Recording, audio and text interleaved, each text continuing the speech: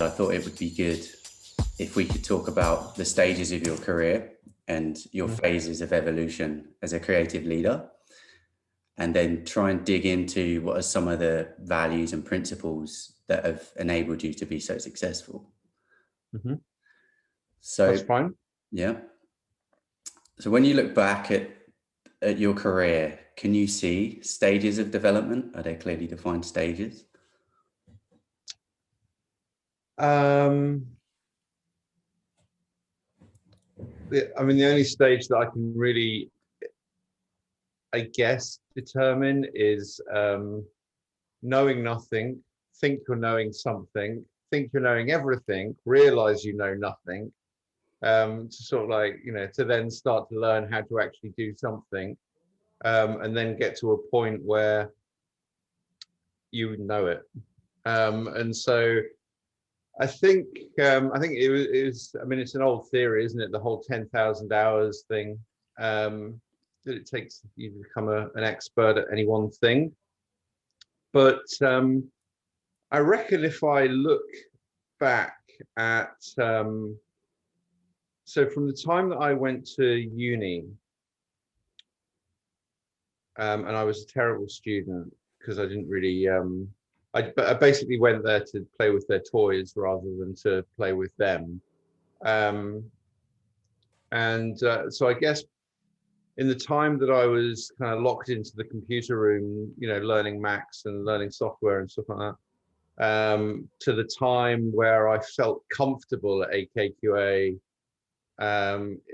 as in I felt comfortable not thinking that every single project was probably going to be a disaster. Probably about 10 years, I guess, for, and I think I remember that was it. I remember an interview with Creative Review. And you see, the thing is, Creative Review is the magazine that Ajaz had originally put his very tiny ad in the back, looking for someone to, help out or help him out. And it just so happened. I mean, most things in life are serendipity. And, it just happened to be that, I was in the uni library and they had a copy of Creative Review, which is incredibly expensive. I think it was like £5 or something like that. So, £5 20 years ago is like £1 million or something. And so I stole it, and sort of looked at the back and saw this ad, and that's how I got in touch with the jars. And then I think about 10 years after our founding, Creative Review came to do an interview with us because it's a 10-year anniversary, and they loved the idea that it was actually them that had sort of brought us together. But it was during that interview, and they asked me a kind of a similar question to the one you've just asked, and it stuck in my head, and I remember it because I think my response was something along the lines of, do you know what? I think round about now is when I feel like we can get going. Okay. I think we've learned our trade, and I think we understand our trade. And I think it's enormously important to learn the rules of most things, and then that gives you permission to be able to break them all, and you can play with it more and understand it more. And so I think that it took 10 years for me to understand really what I was doing and to stop sort of second guessing every single thought I ever had, even though that never really leaves you. Yeah. And the imposter syndrome never really leaves you. But what you do is you learn to use it as a motivator rather than a source of actual fear. How's that? How do you do that? Do you mean to like prove yourself? I think you just get used to it. I think you have to start to see the patterns. And so if every single project you start, you think, oh shit, is this the one that's going to expose me to be the fraud that I know that I am? And I still feel that every single time I start a project, I'm like, I do get that kind of like, fuck, this is the one. But then you realize, you go, well, you've thought that every single time you've ever started something, and you must have done 4,000 projects by now, and not a single one of those has exposed you to be the fraud that you know that you are. So why should this one be any different? Yeah. And it's you kind of have this battle with yourself, and you have to kind of beat your own demons up. But then also, you kind of, this weird analogy of, you've got demon cheerleaders as well, because you've got to train these demons to sort of put down their prongs and get some pom-poms out instead. And I don't know, that's weird. It's a good analogy. I like it.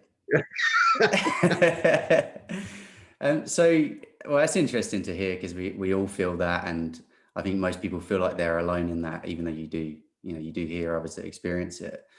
But you joined AKQA like straight out of the gate, right? Straight from university, and the company had just formed. Is that right? Well, I co-founded it with Jars, yeah. Yeah.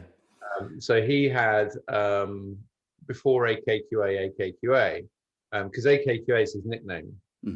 That's what he was known as at uni.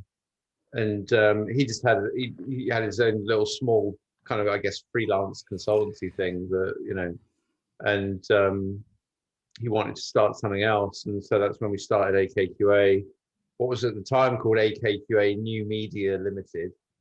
I mean, it was like, we liked the name because there was so many bad names of things at that time that luckily I can't remember anymore. But AKQA kind of sounded established, and it kind of sounded like it didn't really mean anything. And so if it didn't mean anything, we could put whatever meaning we wanted into it. And so we just stuck with that. So yeah, so I was at uni. I didn't really graduate because I'd been doing freelance work whilst at uni.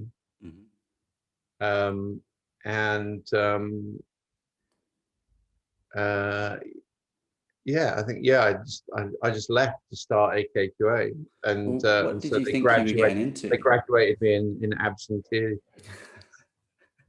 Well, when you applied, what did you think you were getting into? Like, what kind of position were you going into at that time? Well, I mean, apply is a strong word for what I did. It's just like I phoned the Jars up and said, "Can we meet up?" Okay. And he's like, "Yeah, cool, let's meet up." So I went up to London, and yeah, it was like, I mean, we just chatted, and we got on really, really well. We found out we were born one day apart. Again, serendipity came into play, and we were essentially the same person in different bodies, and completely understood how each other was thinking. And so, that was it. And I think I came up the next, like, Friday or something, because he said, "Look, I've got a meeting. I've managed to wangle a meeting with Virgin." And so I came up and he said, "Look, do you think you can come to that?" It's like, yeah, cool. So I went up to do the meeting with Virgin. Branson's right-hand man, very nice man called Alex. And and they gave us the brief, which was, can you give us a vision of what Virgin would look like on the internet in 10 years' time? Okay. And so I just said yes. And Giles just said, yes, sure. That's not a problem. And we left, and he said, "So do you want to do it?" And I said, "Yeah, that sounds good. I reckon I can do that." And so I came back to Southampton. and started and kind of got an internet magazine and phoned up the only internet service provider that was advertising at that time. Phoned them up. They answered the phone immediately, no waiting, because obviously nobody was buying the internet. And I asked them, 2 hours worth of questions about the internet, which they were more than happy to answer. And then I designed something. We took it back up to see Richard and that lot, and they loved it. And so I kind of said, well, maybe I should, I'll just stay up here with you for a bit then, and we work on this. And then every now and then we'd come back down to Southampton and pick up some more of my stuff. And so theoretically, it's now the longest weekend in history, because it's kind of gone on for sort of 25 years. But there was certainly no formal process to any of it. It was just, we were both 21. So it's just the two of you at the time? Yeah. And were you intimidated by that? That's quite a big brief to get for your first one. No, not even remotely, because as soon as they asked me, an idea popped into my head about what this thing might look like, but I needed to double check all my assumptions about what the internet actually was.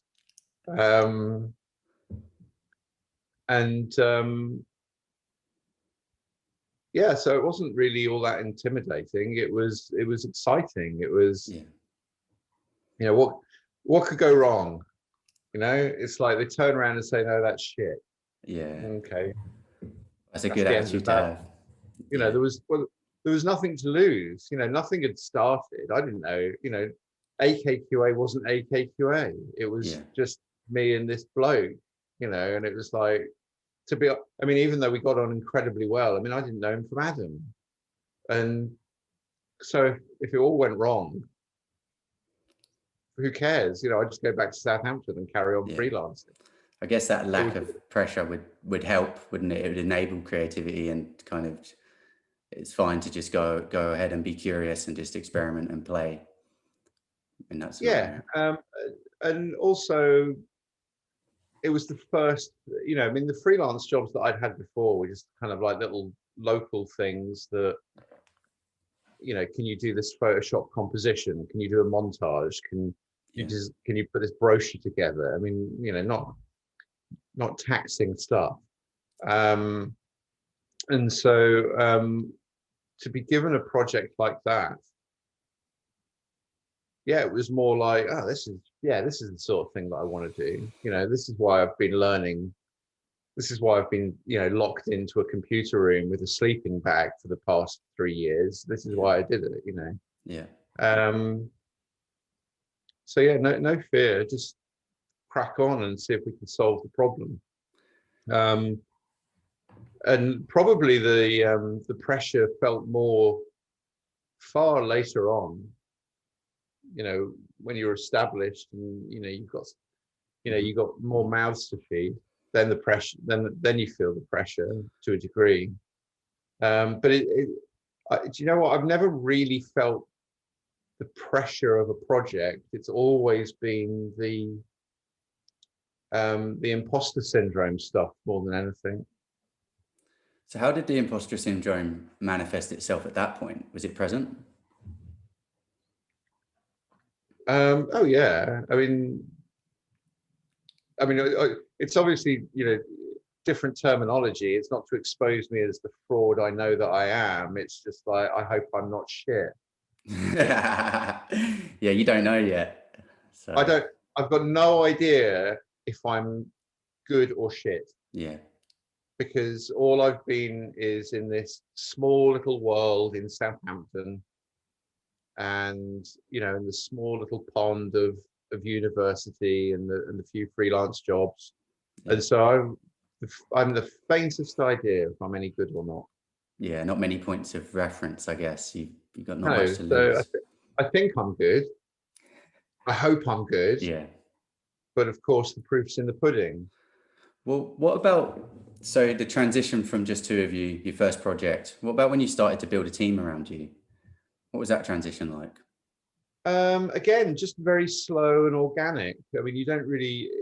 It's a necessity that's driving you to do it, Hmm. because you need more people. Yeah.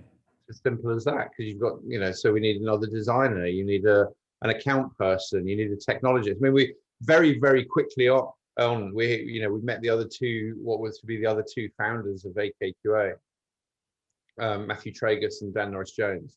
Hmm. And Dan was actually still at uni, studying pure math, so he would sneak out of his class to come and code for us. And Matthew, I can't really remember what Matthew was doing at the time, but Matthew was kind of like a technology consultant. He could speak the language of clients, back-end technologists. So he was kind of like the translator. Yeah. And so all of us were working together within the space of a couple of, probably a couple of weeks actually. Okay. Didn't take that long. And so, sorry, what was the question? So you've got a good group around you now, right? And somehow you're understanding how to form an agency, like what Oh component yeah, parts there forming the are. agency. Yeah, yeah. No, again, it was, yeah, like I said, just a natural progression.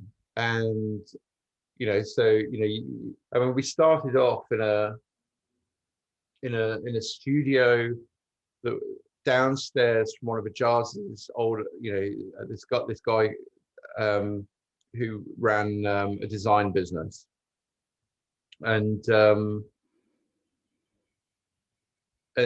yeah, so we rented a small studio underneath his design business that was big enough for 4 trestle tables, basically. And so, as soon as we, I think as soon as we won BMW, really, we had to move out, because we were we were in Chelsea in London. We had to tell them the office was being decorated because, it was a shithole. And we actually just met them at the big hotel around the corner. And they gave us the project there and then. There wasn't even a pitch. And I suppose at that point we realised that we had to start, increasing the workforce, and that led us to moving to De Vere Gardens, just off Kensington High Street.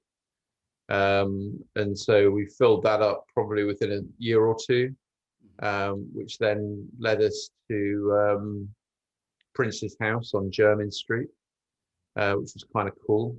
So we took over 1 unit there, and I think very quickly we had to take over another unit, and then another unit. Then we had a floor, and then we had to take over another unit on another floor. And before you knew it, we had 2 floors, and Yeah. and then we had to move to St John's Lane, which is where AKQA London currently is now. And then even that started to expand, and there was another building around the corner. Hmm. But yeah, I never really, to be honest, I never actually noticed. It's like, as you're growing up, you don't really notice you growing up. Every now and then you look down and you go, oh, I've got a hair, and things like that. But you never really see the transition until something big happens. And I always remember we always used to have like all company meetings. And obviously, an all company meeting at the start was, the 4 of us sat around a table in a pub. But then I distinctly remember an all company meeting that we used to hold it at, in one of the cinemas in the Barbican Centre, which is a big kind of arts centre in London.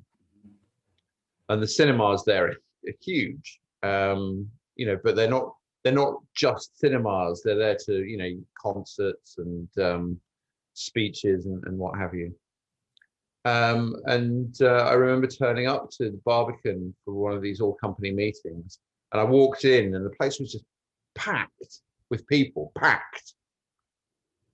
And I just thought, shit, I'm in the wrong place. I'm sure it was here. I'm pretty sure it wasn't at BAFTA. I'm sure it was here. And I kind of I turn around to walk out. And then I see one of my guys walk in. And I was, this the he goes, yeah, I said, this is the place, right? He goes, yes, mate. Okay. And it was at that moment that I thought, Jesus, it's gotten big, hasn't it? So your role initially, was it quite a hands-on role? So you started off doing the work. Did you stay hands-on for quite a while? I'm still hands-on. I mean, not at AKQA, but I was never. I'll tell you, here's a short, quick, boring story. The first year that Cannes did the like what they call the Cyber Lions, I think they still call it that, don't they? They really need to change it if they do. I don't. Do they? Hope they don't. Anyway, first year I was invited down to be a judge, and I'm there having dinner with all these other creative directors, and these other creative directors that are on this judging panel with me. And I'm sat next to this guy, a really great guy, right? And he became a good friend, a guy called Jan Leff from Ogilvy in New York. I'm sure Jan has retired long ago. And he was, I guess he was one of these old school creative directors that transitioned into digital. And I was a kid, I was like, I don't know, 23. And Jan was like, I suppose at the time, Jan was probably mid-30s, something like that. So he was an adult, like a proper adult. And so I'm sat there at the table, and I go, so what kind of what software do you use then? Just because I'm terrible at anything social, I'm a disaster at. So there I am, sort of desperately trying to find something to talk about. And Jan goes, "Oh, I don't know how to use a computer. I've got no idea how to do any of that. I just sort of I just direct people and and tell people what looks good." And it was the first time in my life I'd ever heard that you could be a creative director and not actually do it. Okay. And even though I, had and still have, tremendous respect for Jan, I vowed there and then never to be like him. Really? Yeah. So, so what was the thought process after that insight? Like, why was that your reaction? To do the work. I have to do the work. If I'm not doing the work, what's the point? If I'm not fulfilling the desire in me to solve the problems, if I'm not constructing, if I'm not engineering, if I'm not creating, what's the point? That's not fun. So were there any challenges with that? With the challenges? Well, as you're growing and growing, were there challenges with that role? I mean, I suppose that you have to start to learn at some point, you have to let go a bit because other people need to do their job, right? And you have to give responsibility to people, and you have to, allow people to be, kind of like masters of their own destiny. They're not your puppets just to move around and say, you do that bit and you do that bit. You have to give people autonomy so that they can grow. Because after all, I never went through a system like that. Everything was down to me. Yeah. So, everyone should have that. Nobody should be under anyone in that respect. Yeah. And so the challenge for me was, I think the challenge that anyone goes through when they start to have more people is that they have to be able to kind of detach themselves and I guess try to guide people in the best way that they possibly can. Try and sort of explain mistakes that they've made in the past so that they don't make them. Try and foresee problems or mistakes that are about to be made and try and head them off first. But also you kind of have to also allow people to make the mistakes as well, because that's the best way to learn. But I guess as a leader, you have to you just got to be careful about which mistakes you allow them to make, because you don't want to destroy everything. But you also, I think one of the, I don't know if a challenge for me, but it was about the art of giving feedback and, getting the best out of people, while also making sure that people understood that they weren't at art college. So this wasn't for shits and giggles. This is business. And we're here to make money, and we're here to be as efficient as possible, and we're here to be professional.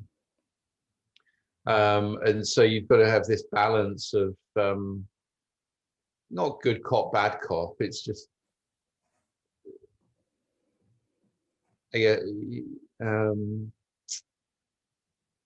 maybe firm but fair is the better way of putting it.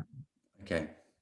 I learned everything I know about giving feedback from Darth Vader. Maybe that helped. I was going to say, is it like tough love? But now I don't know what it is. It's not. No, it's just like praise people when they've done well. Make sure people understand that you're grateful for their contribution, because they're giving you their time. But also, don't leave anyone.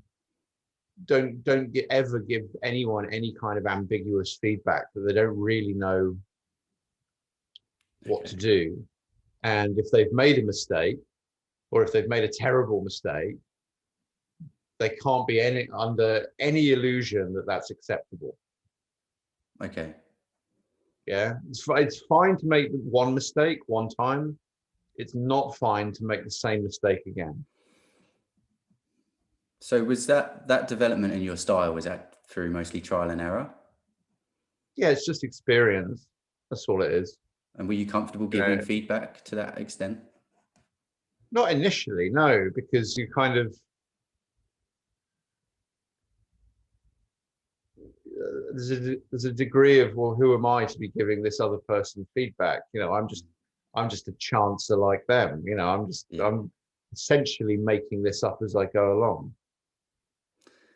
But then after a while, not too long, and also it doesn't really it doesn't hurt that, I think a long time ago we were kind of given these personality test things so that HR could understand our personalities, and apparently I score low on empathy. So it doesn't hurt to it doesn't hurt to be on spectrum, put it that way. So you must have had to, obviously, of course, like hold yourself to a very high standard in order to role model those behaviors and show what quality looks like.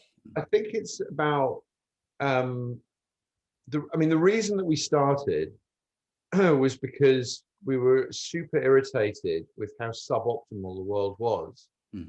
And we both Charles and I had this incredibly clear vision of what that world should look like, and we had a very clear vision of how a business should be and how people should be within that. And so I didn't know it at the time, but these things were called benchmarks, and I didn't know that my benchmark was incredibly high. I just thought that was how the world should be. From the kind of relentless drive for quality in the work, but also like autistic levels of attention to detail in everything that we ever did, that would literally drive people insane, because we were so pedantic about everything being just the way we wanted it to be. Yeah, one of my questions was going to be around, like, I've heard you refer to uncompromising quality in some other interviews and articles that I've read. And I guess with AKQA, you're selling quality, you're selling design that's of a very high standard. But how do you enforce uncompromising quality while kind of maintaining an open culture that, like, were people comfortable failing and making mistakes? And what was the balance of this? You'd have to ask them, but I think you'd probably get a mixed response. From yeah, I think if you asked people, you'd probably get any answer from it's like boot camp to it's a sweatshop, Yeah. to yeah, they're great guys but hard, to what a complete bunch of bastards. So I guess it depends.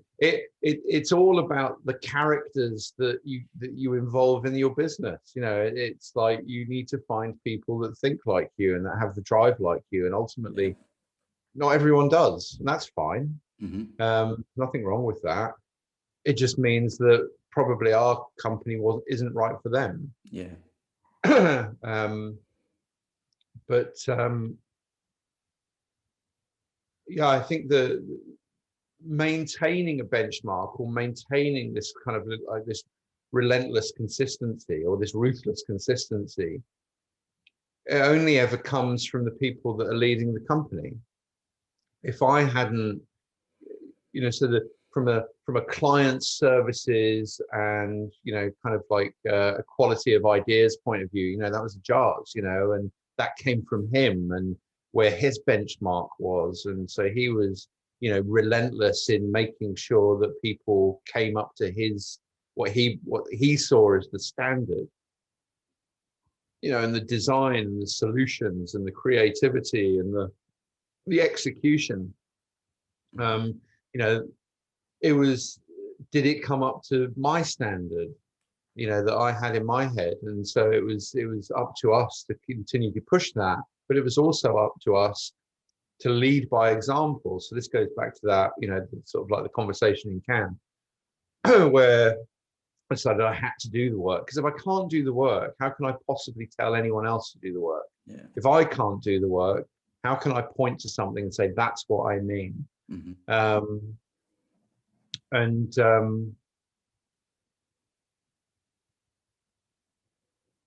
yeah, that's about. I mean, that really is it. And I guess people could say, "Oh, design's subjective or ideas are subjective," and I don't think that they might not think that my ideas are any good. They might not think Jazz's ideas are any good. So feel free to go and start your own company somewhere then, because this one's ours, and this is Yeah. how we're doing it. Okay. Yeah. So there's a lot of belief there, isn't there, and commitment to your own You've got to belief. have the courage. You've got to have the courage of your convictions, Yeah. and you've got to be absolutely single-minded in how you approach problems and the level of quality and thought that goes into that. What do you mean It, single-minded? well, it's like, so a quote that we used to say a lot was from Brian Wilson from the Beach Boys, and it's like, lick the lollipop of mediocrity once and you'll suck forever. And Okay. and that's absolutely true. And it was like this war against mediocrity, and it was this war against anything that was just distraction, and didn't progress or push the world forward, or didn't progress or push us forward. And yeah, I think it's kind of difficult to put all this into words, to be honest. Yeah.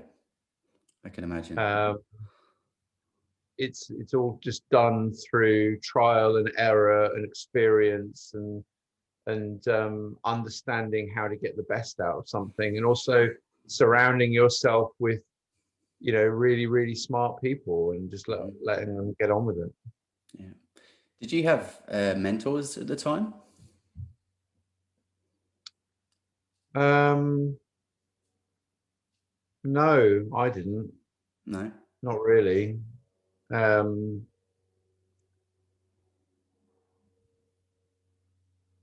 I mean, the guy that Richard, who was the guy that we used to rent the studio space off, you know, he was a lot older than us, and so you know, he was full of sage advice as to, you know, what to do, and you know, he thought we were nuts for the amounts of hours that we worked and things like that. But Yeah. I guess he was a sort of a mentor for a what for a time. Yeah. Um, but honestly, no. I mean, I think we just fed off each other anyway. What was that dynamic like between the two of you then? Did you both have similar standards, similar visions? It was a very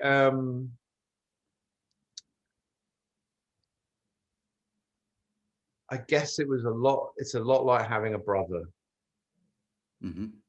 Yeah. So there's an enormous amount of respect and love, but you can also treat each other like absolute shit as well, Yeah. and take each other for granted and annoy each other. And you know, there are days when you would gladly never see the other person again. But then there are days when you just you're so grateful to the universe that you know, you've met this, you know, other person, Mm-hmm. and you laugh like you've never laughed before. Yeah. So yeah, it's very much I think a sibling Okay. relationship. What do you think, or how do you reconcile leading with a singular vision while also being collaborative and open for things to unfold and evolve? Well, it depends on what you mean by collaborative, but it was you're single-minded in your pursuit of excellence. You're single-minded in whatever the solution is. Okay.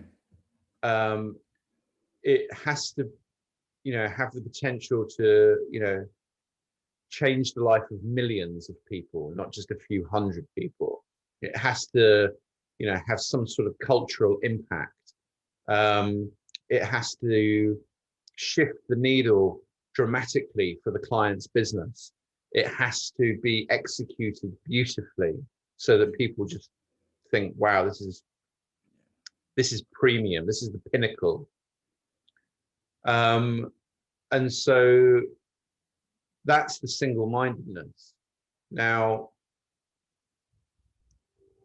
I mean, I guess I heard the term collaboration for the first time like 15 years ago or something. Up until then, it was just everyone working together to come up with the best idea possible. Yeah. Okay.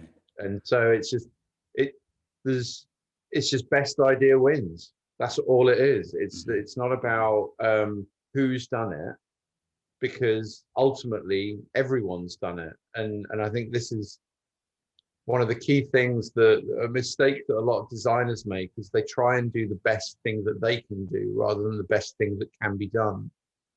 And in order to do the best thing that can be done, you have to work with people who are masters at their craft. Mm-hmm.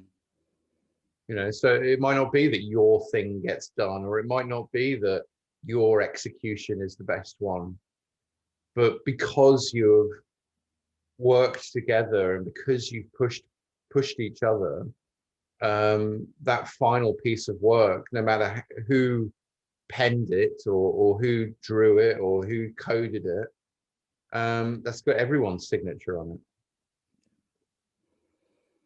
So that's the thing. It's like we saw so many businesses where the creative director or the CEO,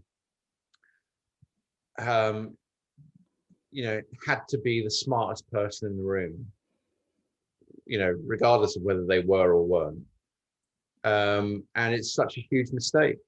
Mm-hmm. You know, you shouldn't. That's not how you create a business. You create a successful business by not creating a company in the traditional sense. You create a platform. that allows people to do the best work of their careers. And, and as one person kind of does something exceptional, that's another little push on the elevation button on the platform, and the entire platform rises because they can share that learning experience, and they can share why that thing was a success or why that thing was a failure with everyone else. So everyone else learns at the same speed. And, of course, you're going to have people in the organizations that are, really bright and can lead, but they have to understand that it's their duty to lead to bring everyone else up as well. And not to sort of sit in their ivory tower of exceptionality. Because that doesn't do anything. All that creates is a narcissist. Yeah. So would it be fair to say that your role evolved then into a curator of talent and an enforcer of standards? Ugh, hate that word, curate. Everybody uses it now. I've curated this piece. It's like, no, you haven't. You chose it. You picked it out. Curated it, my art. You picked people you wanted to work with. Yeah, and you pushed them hard. Yeah, you pick the right people. You pick people. You don't necessarily pick people who think like you, because otherwise you end up in an echo chamber. But you pick people with the same values, and you pick people who are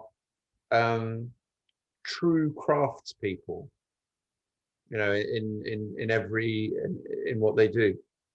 And you try and have the rule, no twats in the building.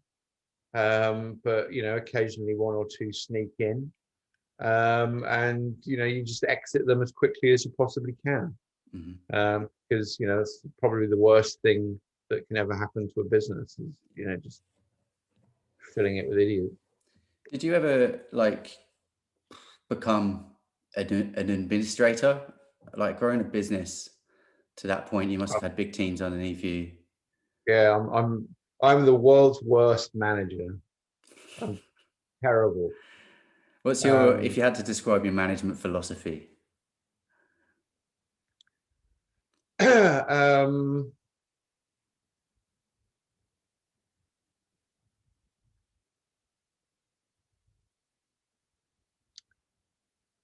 Let people be who they are, not who you are. It's a good one. I suppose that would be it. Yeah. Yeah, and if they come out of hyperspace too quickly, then you kill them.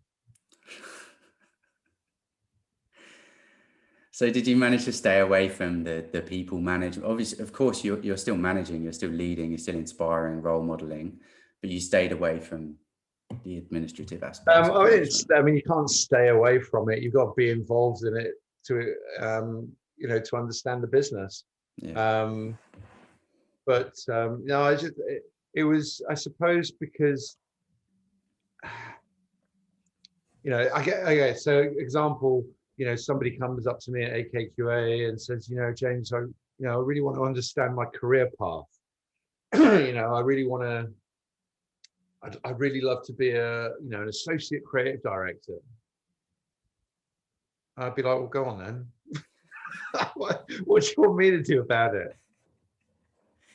Is that because for you it was quite organic? You're just moving along the path it's unfolding. It's like, well, there's the job description. Yeah.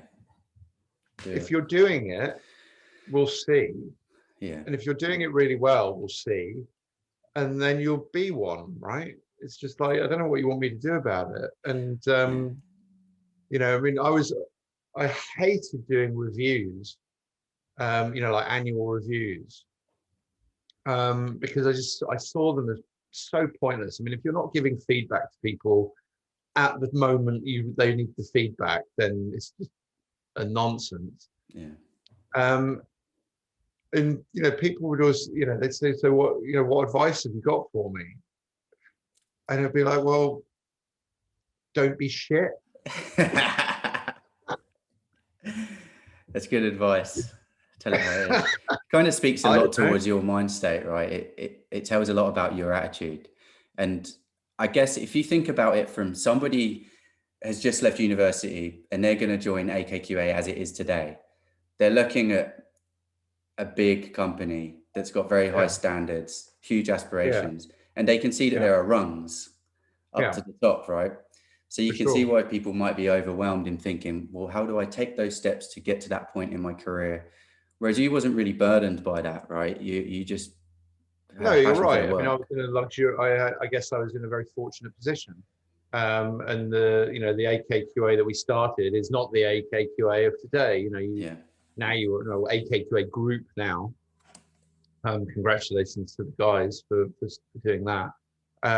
But yeah, now you start a company. You're not entering a small little agency of 20 people. You're entering, a massive network of thousands of people, and there's, bandings and all the trappings of that. Yeah.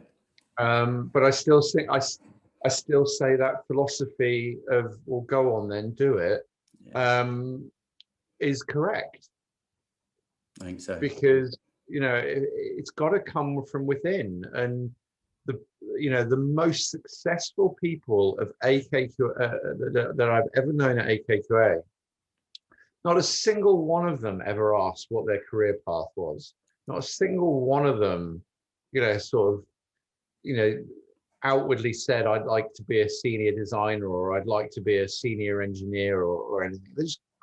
Because they understood that, you haven't joined a company, you haven't joined a big, faceless organization.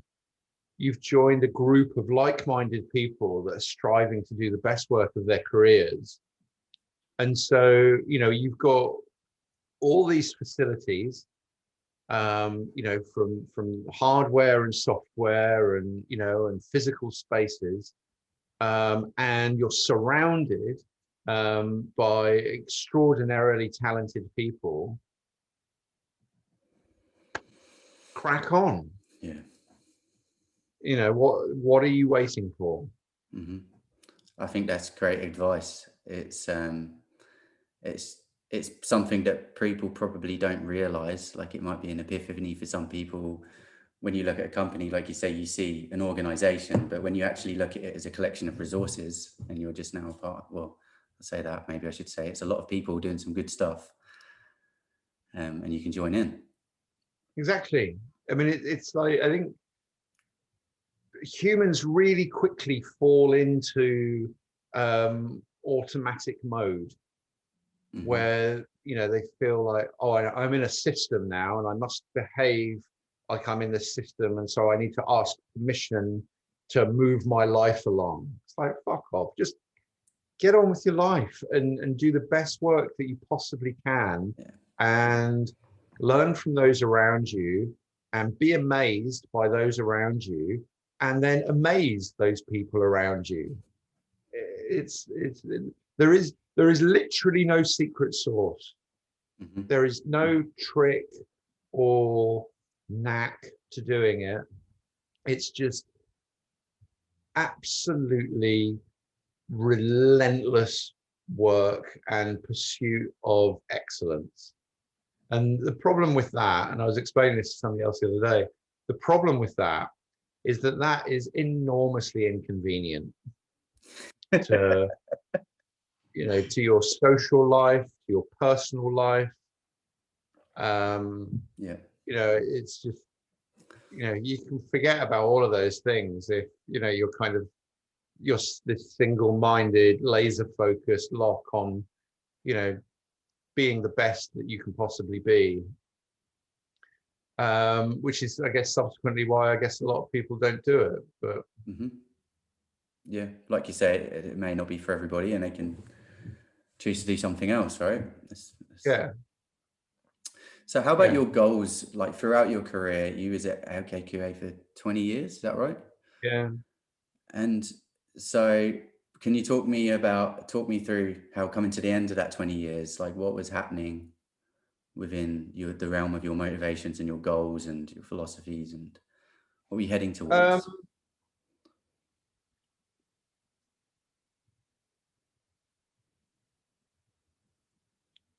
I mean, I didn't leave to go anywhere. I didn't leave because I was disgruntled. I didn't leave because I was annoyed or fed up or anything like that. I was really happy and pretty content with my lot, and enjoyed working with everyone. But I'd hit 40, and I thought, golly, I've been doing this for 20 years now. There must be something else to do. Mm-hmm. The idea of doing the same thing for the rest of my life terrified me, because I thought, I just don't want to get to, the day that, I'm on my deathbed, thinking, God, I only did one thing with all of that time. Yeah. And I just wanted to learn, and that's all I've ever really wanted to do. I just wanted to learn. And I suppose I thought, well, that obviously the learning curve drops off a little bit after 20 years of doing, not the same thing. I mean, every project is different, every client is different, but you're essentially doing the same thing. Yeah. And the opportunity to learn isn't quite as great as it once was. And that's the drive in me. It's just, if I'm not learning, I start to, I guess, sort of shrivel up a little bit. Yeah. And I felt like I wanted to learn new things. So that's literally it. Okay, so just different experiences. That was the motivation. Yeah, it's like I've always said that creativity is about not learning as many things as possible, because then you've got, then you're just like, you're collecting dots that you can then join join a line between. And the more creative you can be, it's the more esoteric the journey these lines take. But also, the more dots you have, then the more opportunity there is for serendipitous connection. Mm-hmm. And I felt like I just sort of wanted to go and add some more dots. Yeah. That would sort of that would probably take up a large proportion of my time. And so the logical thing to do was to leave, and rather than be a kind of like half in, half out thing, or rather than I'm going to go away for a sabbatical for 4 months, it's like I've never, I don't know if it's going to take 4 months to learn this stuff. I don't know if it's going to take 4 years to learn this stuff. I don't even know what I'm going to learn. So I just need to be free to be able to find this out. Mm-hmm. Did you take a break after? No. So what were you looking for at that time? Obviously, learning I stuff. wanted to actually, one of the last jobs that I'd done was design one of the floors, one of the new floors in the AKQA building. And I'd really enjoyed it, and I'd really enjoyed working with my hands, and I'd really enjoyed, the physicality of it, using materials and stuff like that. And I thought, I'd like to kind of learn how to make furniture, and I'd like to learn. One of the other things that bugged me at the time as well is I was kind of like, I'd just been doing my house up, and I could never find any furniture that I liked. And I was always really annoyed, like when you get yourself a really nice bedside table, and the item on its own looks great, and then you put it next to your bed, and then you've got to put your light on it, and that's got a wire coming off it, and then you've got to put your phone on it, and that's got a wire coming off it, and then you've got to put something else, and that's got a wire coming off it, and before you know it, this beautiful object that you kind of thought, oh, that's perfect, is now just covered in shit, because there's just there's nowhere else to do it. And I thought, that's not right. I mean, there must be a way of being able to design furniture where technology is integrated into it, so that I don't have to um, I don't have to destroy the thing that I just fell in love with purely to make it functional. And so again, it was sort of like an irritation at the sort of the suboptimal nature of these things. And of course, I'd never done that before, and found out quite quickly how hard it was. But it was challenging, and you know, it led me down different paths, and led me to meet new people and understand different skills, and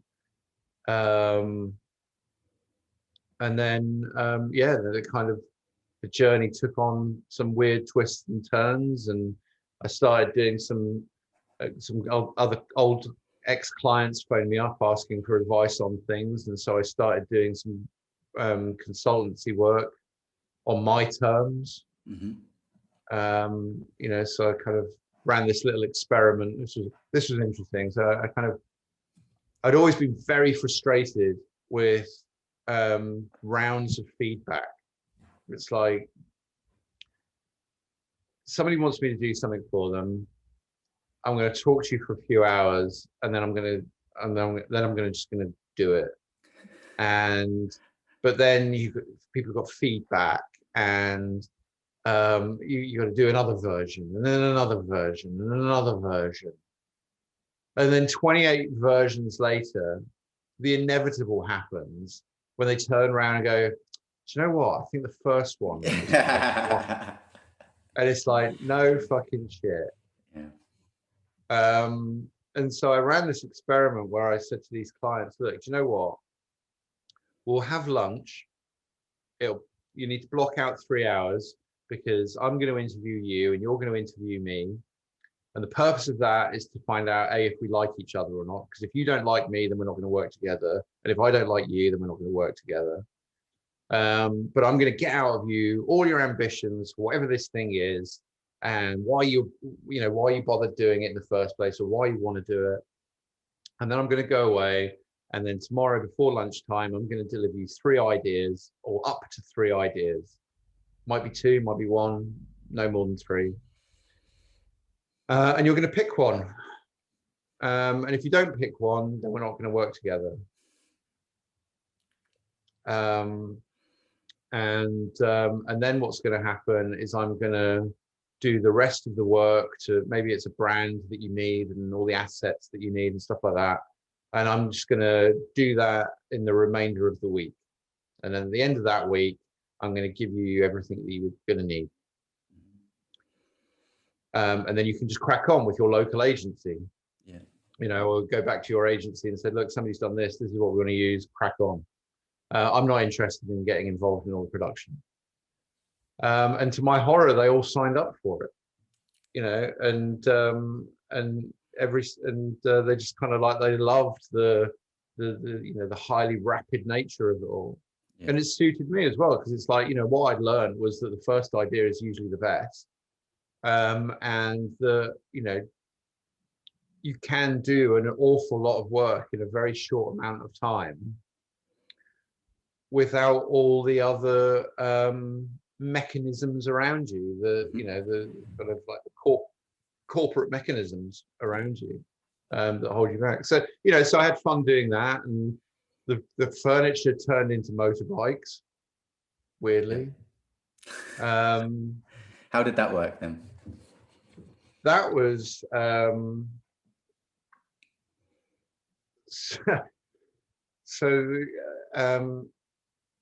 so whilst I'd been making this furniture, I had this old Triumph, and I really wanted to make a custom bike. And so I bought some stuff off the internet and had no idea how to put it on the bike. So I asked my mechanic, who looked after my bikes for many years, to put this bike together for me. And he said, and his first question was, why? And it's like, well, it'll be a custom bike then. He goes, no, it won't. It'll be your shit bike with some new bits that you just bought off the internet. I said, no, it won't. I've got vision. It's a vision. You don't understand. Can you just do it for me, please? And so he did, because he was happy to take my money, the git. And then he phoned me up one day and he goes, James, your bike's ready. Um, and I said, does it look amazing? He goes, no, it's your shit bike with some new parts on it. I told you this. So, I went down there to have a look because obviously he didn't understand what he was looking at. He didn't understand the genius of what he was looking at. And I got down there and saw it and it was like, yep, that's my shit bike with some new parts on it. And so he said, look, it just so happened that the following weekend, there's this thing called Bike Shed happening in London. And Bike Shed was this, really big custom bike show. Because go and have a look at that. If you really want to have a custom bike, go and have a look at that. And that'll give you some ideas. So off we went with my girlfriend. And my mind was blown by the creativity and craftsmanship and the quality of it all. But I also noticed that people they were just building kind of like individual bikes. They weren't building an experience, or they weren't building a world. They weren't kind of, it's like Deus. I think you're wearing a Deus t-shirt at the moment. Yeah. Deus is a t-shirt company that makes the odd bike. But, and that's fine. They've bought into that whole environment. But I was kind of like looking at these bikes thinking, nobody's really looking at these things as a piece of graphic design. They're looking upon it as a piece of machinery. And I just kind of started having all these ideas around, there's just so much opportunity, so much range that you could have. And yeah, sure, we could make some t-shirts, and yeah, we could do some art, and yeah, we could do all sorts of things. And I said to my girlfriend, I said, you know what? We're going to start a custom motorcycle company, and we'll be exhibiting here next year. And she's like, yay, that sounds really exciting. And so I had my entry band on, and I said to myself, you know what? I'm not going to take this entry band off until we're here. And I got home and I phoned up my mechanic and I said, look, let's meet up. And I said to him, look, do you want to start a custom motorcycle company? And it's like, we'll make one and we'll see if people like it. And if they like it, then we'll make another one. And we can do some t-shirts and stuff like that. I've got some ideas. And he's like, yeah, okay, cool. That sounds, why not? And he goes, look, I've got to go on holiday, but think of a name. And so, I'm sort of like, I'm sat at home thinking of all sorts of names, huge list of names, and none of them are really doing it for me. And then I remember this, one of my first experiences with motorbikes was my uncle, my dad's brother. He used to rebuild Nortons and BSAs, and he'd race them on the Isle of Man and stuff like that. But my dad was completely anti-bike, right? Hated them. I was never allowed to get a bike, right? And when I was, I think at 12, 13, something like that, my uncle sort of like said, so do you want to come out on the bike? It's like, yeah. So, we went off on this bike and went down the motorway and came back. We were out for an hour or so. And we came back and he said, so how fast do you think we were going? And I said, oh, I don't know, 40 miles an hour? And yeah, might have done about 110 down the motorway. Don't tell your dad. And I was just like, this is amazing. And so I told Dad, obviously, because I'm an idiot. And Dad completely lost his shit. And the very sound advice was that motorcycles are death machines. And so I'm sat at home, sort of 30 odd years later, trying to think of this name. This memory that drifts across. Death machines. You couldn't call a motorcycle company Death Machines, could you? Nobody. Maybe you could. And And I put the of London stuff on the back of it because I thought that would just make it a bit more exotic for Yeah. non-UK customers.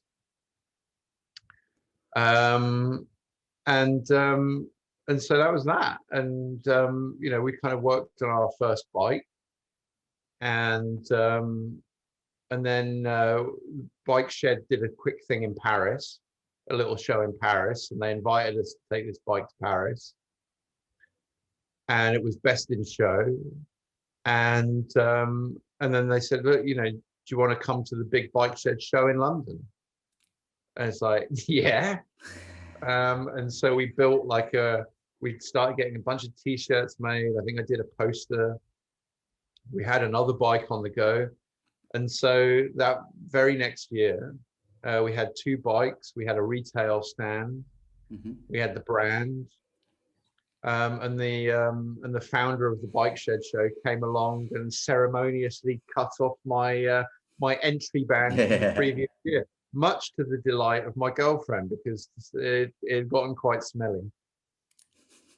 So it sounds like another serendipitous, organically growing venture, similar to when you started AKQA. Yeah, I mean, it didn't. I mean, it would still be wrong to call Death Machines a business, because it's like a hobby that got away from me, really. Yeah. But I think, you know, you need that in life. You need to have a balance somewhere. You need to have a thing that, I mean, we haven't, you know, we haven't put a bike out in nearly a year now, Mm-hmm. and that's fine, because, you know, to be honest, I'm a little bit sick of it, and I just need a little bit of a break of it. But then I'll come back to it again. Something else, you know, and you know, we'll get another idea at some point, and something will spark, and you know, we'll do something again. So But what are you up to at the moment then? Is this your main venture, or is it something you're working towards? no, I'm doing all sorts of stuff at the moment. So I mean, obviously winter's setting in, but I love doing bonsai. So I've got a bunch of bonsai that I'm doing in the garden. I'm doing I'm helping a lot of companies try and understand themselves. Mm-hmm. So like Fortune 500s to startups, so they ask, you know, I help them understand design, from a holistic point of view, and how design can improve their business, and look at the design of their business, not just the brand and the visual design, but the fundamental designs of their business, and help them, you know, pivot and transition and transform themselves into, you know, more efficient, more optimized companies, and help them build teams and stuff like that. And then do quite, you know, bits of branding work, and again, but it's always it's more around problem solving rather than just giving somebody a logo. It's like, you know, how do we get people interested in new propositions and things like that. Mm-hmm. And it's you know, it's really interesting. So I, you know, work with the University of British Columbia at the moment, helping the Faculty of Medicine. I do some mentoring and stuff like that with various universities. And I'm going for my firearms license as well. So that's fun. Really? Yeah. Yeah, I like doing I like shooting. It's good fun. Yeah. Okay. Well, you seem to have a knack for giving really salient advice and really concise statements. What would your takeaway be for aspiring creatives out there that were kind of just starting out on this journey themselves?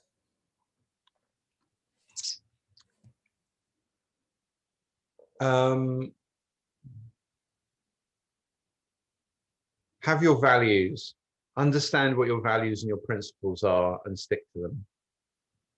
Understand your value and stick to it.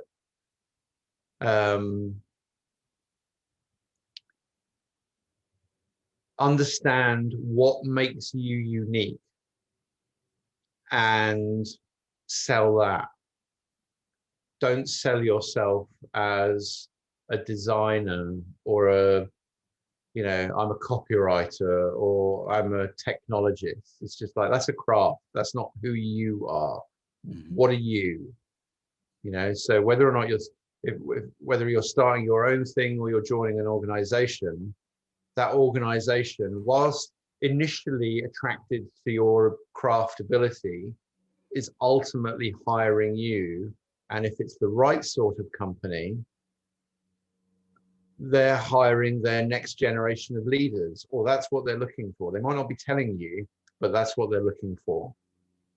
And so, again, if the organization looks like it's made to be a platform where you can do the best work of your career, and it's a set of resources that is going to propel you and amplify your abilities, then go for it. If they're just looking for a cog to fit in their machine, then maybe look elsewhere.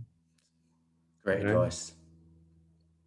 I read something the other day that was perfect, and it was about it wasn't really about starting a business, but it was about perfect timing, right? And there is no such thing as perfect timing. Mm-hmm. And everyone talks about right time, right place. It's like, well, you've got to be in the right time, the right place. It's like, well, what's the right time and what's the right place? Nobody knows. And so in order to make the right time and the right place, you've just got to be doing whatever it is you're doing all the time. You've got to be relentless. You've got to be ruthless. You've got to, embrace the inconvenience of it all. Because ultimately that's how you make your own luck, by, always, being around. But this thing that I read, it was, so when's the best time to plant a tree? And the best time to plant a tree was 10 years ago. Mm-hmm. The second best time to plant a tree is today.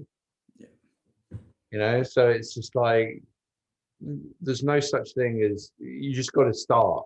Yeah. And you just got to get in there and put yourself out. I suppose the very last thing that I would say to, is, don't be afraid to talk about business. Don't be afraid to talk about money. It's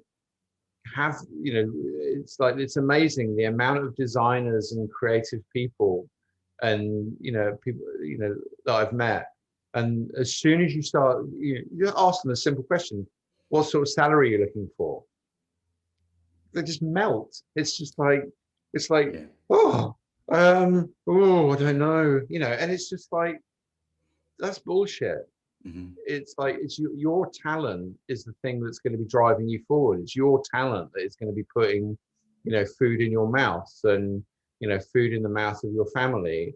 And so understand that value and understand what you're worth, and, be forthright, and don't shy away from those types of conversations. Yeah. Because, unless you want to go and be a struggling artist, presumably you want to be a successful designer. And, if you want to be a successful designer, you have to understand the economics and the business systems that are going to support your talent. Yeah. You mentioned a couple of times, maybe we'll finish up on this one because I don't want to keep you for too much longer. You've already been generous of your time. But you've mentioned serendipities a couple of times. Can you talk to me about the role of those and the role of serendipity? What they mean to you? Well, again, it's I always used to joke that serendipity was our business plan. And it's a glib way of saying that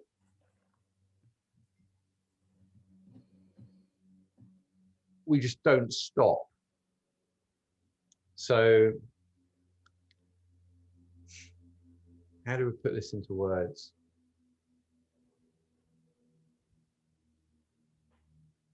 In order for luck to happen, you have to be around to see it. Mm-hmm. And so a shit analogy is, if you carry an umbrella around with you, one day it'll start raining and you'll have an umbrella on you, and people will go, oh, that's lucky, you've got an umbrella. It's not lucky. I've just always carried an umbrella. Yeah. And so the same is true for your career.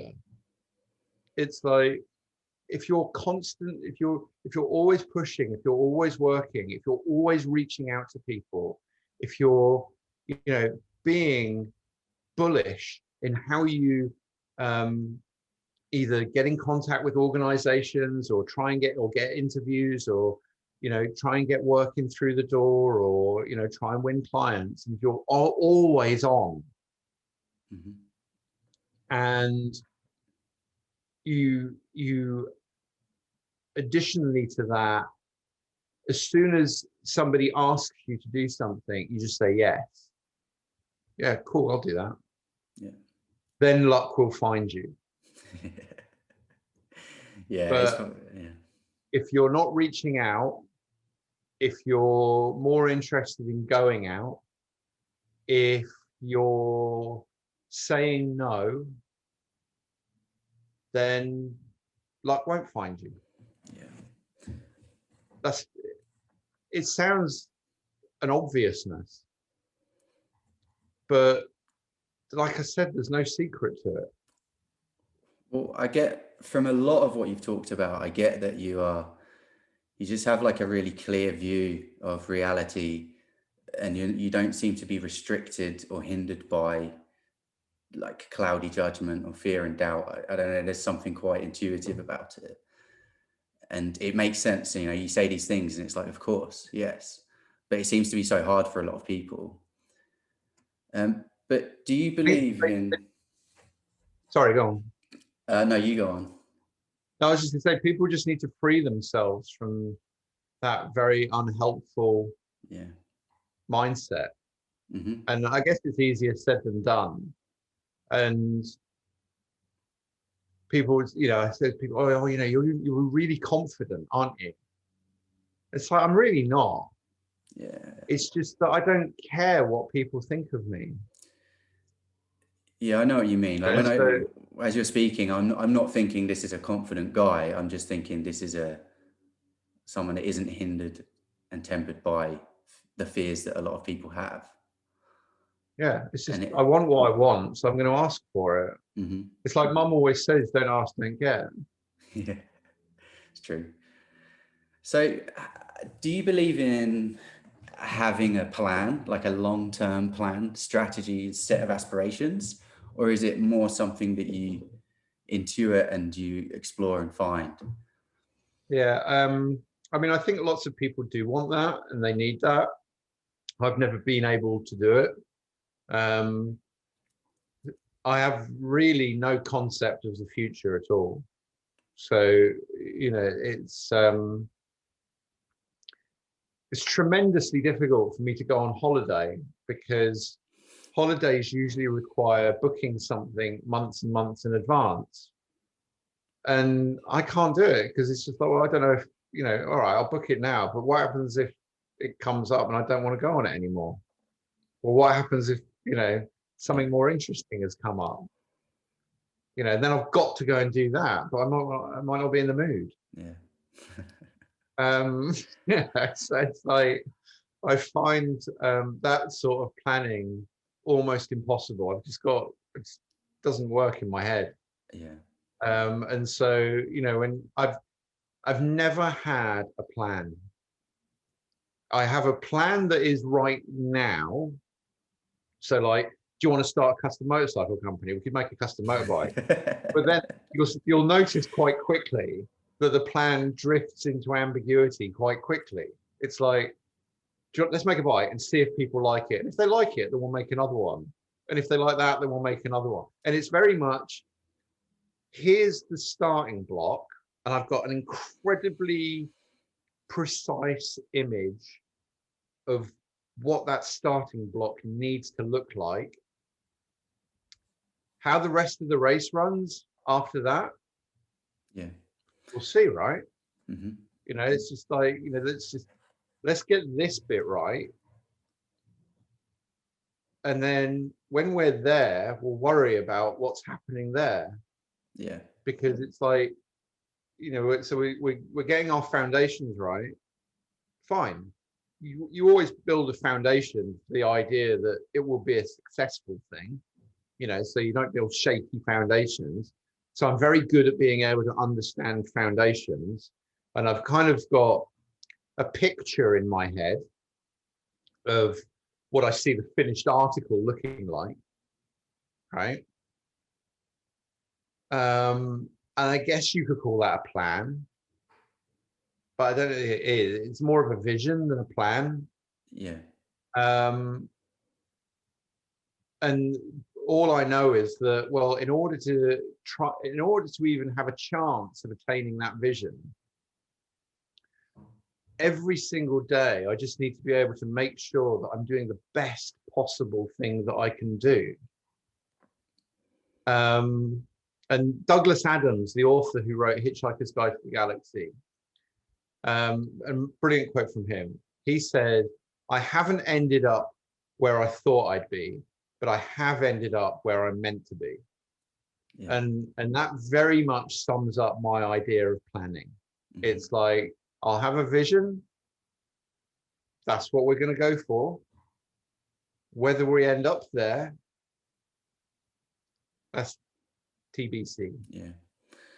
I'm starting to realize recently, or at least suspect, that if you have a rigid plan, it's restrictive in a lot of ways, and it makes a lot of what you're saying not possible. Possibly, yeah. I mean, I used to know this this girl, and she was, ferociously intelligent girl. Really, really, really clever, and really driven, and incredibly ambitious. Brilliant mix. And she wanted to start her own company, and so and it was a fine idea what she wanted to do, but to my mind, at least, she just spent so much time planning, and it was just like, just get on with it. Yeah. Why are you spending night after night after night planning?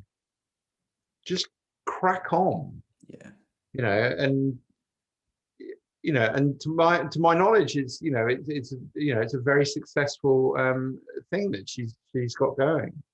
So she's got an incredible amount to be proud of. But I do wonder, just with the initial vision that she had, and a quick bit of due diligence, I think she would have got there anyway, without sort of like, kind of like using all this time up to plan. Another great quote, as General Schwarzkopf said, "No good plan survives contact with the enemy." Yeah. And it's true. You can plan all day long, and then something will come out of left field that you never planned for. Well, that's Mike Tyson's quote, isn't it? Everybody has a plan until they get punched in the face. Yeah, exactly right. It's all the same stuff, right? Yeah. So there's all these quotes from all these people from the dawn of time. Maybe they're saying something. Oh, well, that's also the difference between hearing something and knowing it. You can give me some advice. I think I'm understanding you. And then at some point in my life later on, I experience something and I come to know it. That's very, very different. Yeah. Having information is not knowledge. Mm. Yeah. And so that's life. Yeah, that's the point. Mate, thank you so much for your time. That's been, you're very welcome, way more insightful than I could have imagined. I mean, I always go into these things, you don't know what to expect, you don't know what to anticipate, you hope for the best, but you've managed to really succinctly describe a lot of experiences and advice that I think will be super helpful for a lot of people, and for myself, definitely. Yeah, but I guess, to just don't worry. Yeah. Don't worry about what might happen. What will happen is going to happen. Just focus on doing the best you can possibly do today.